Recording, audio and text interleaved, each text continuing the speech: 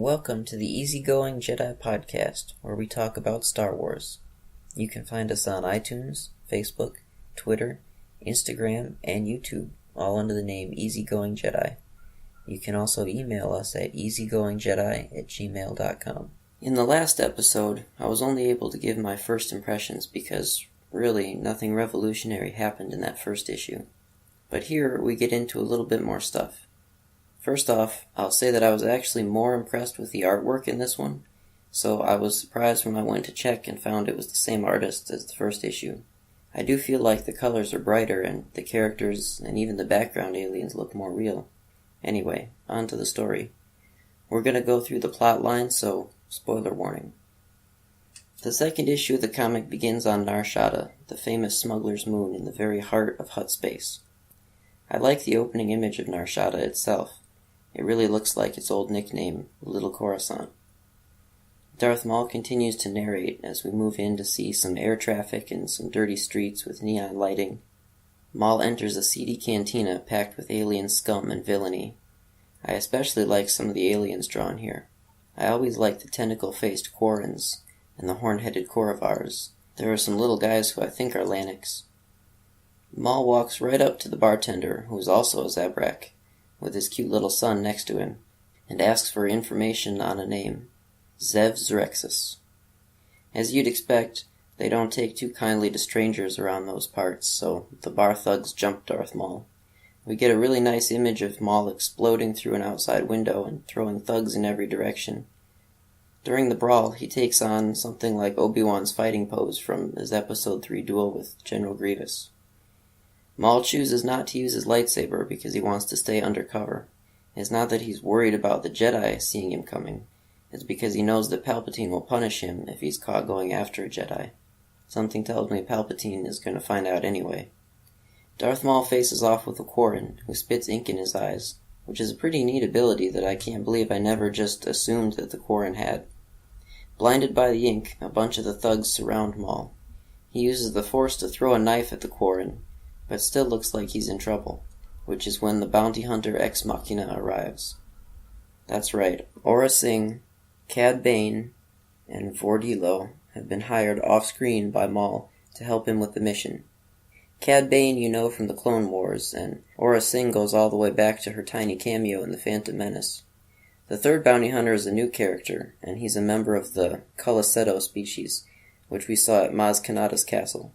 They're the three mosquito-looking aliens with the long snouts, and we get their name from the visual dictionary. So the bounty hunters tell Maul that they've found this Zev Zrexus person, and also that they should get going because there are Jedi poking around the area.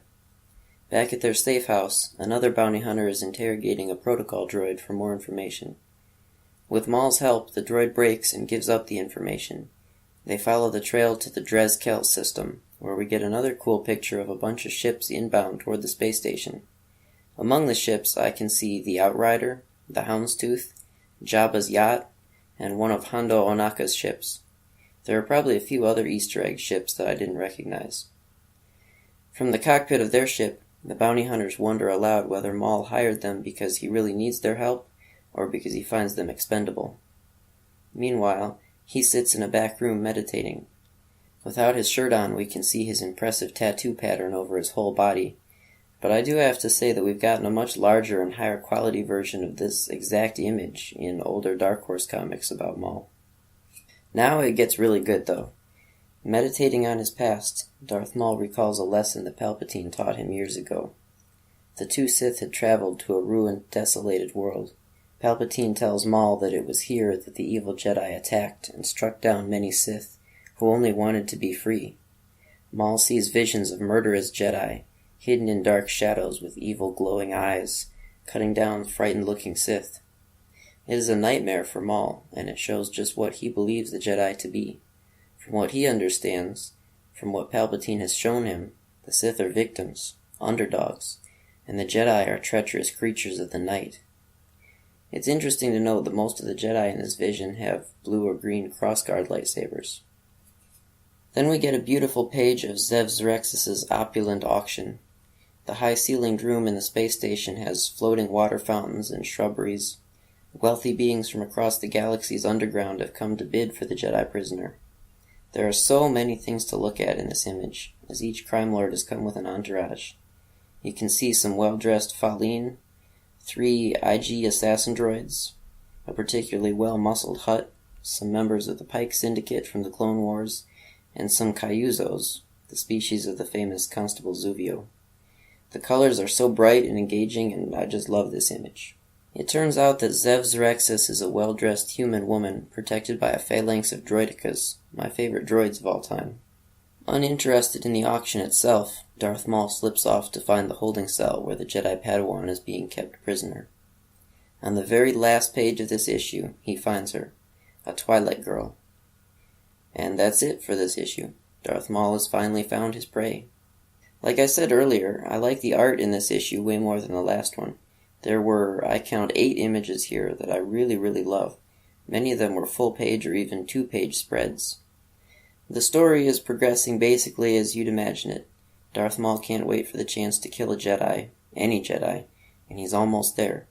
Like we often see with Maul, he's navigating his way through the scum of the galaxy until they stop cooperating, and then he kills them all. The only thing I didn't like, here goes, were the bounty hunters. A lot of you probably won't agree with me because the bounty hunters are really popular in Star Wars. It isn't that I don't like them, I do. But I feel like Darth Maul is popular enough to stand on his own. He doesn't need co-stars. The thing that bothers me here is that we finally get a Marvel Darth Maul series, long overdue when we have pages upon pages of Darth Vader and Kanan Jarrus and Poe Dameron and even Dr. Aphra. And yet when we finally get Darth Maul, a full quarter of these precious 20 pages in this issue are taken up by bounty hunters. I'd rather get as much Darth Maul as possible.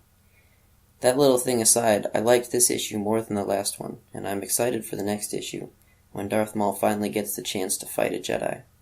I'll have it up here as soon as it comes out. Thanks for listening. Please remember to rate, review, and subscribe. If you have a question or comment, email EasyGoingJedi@gmail.com.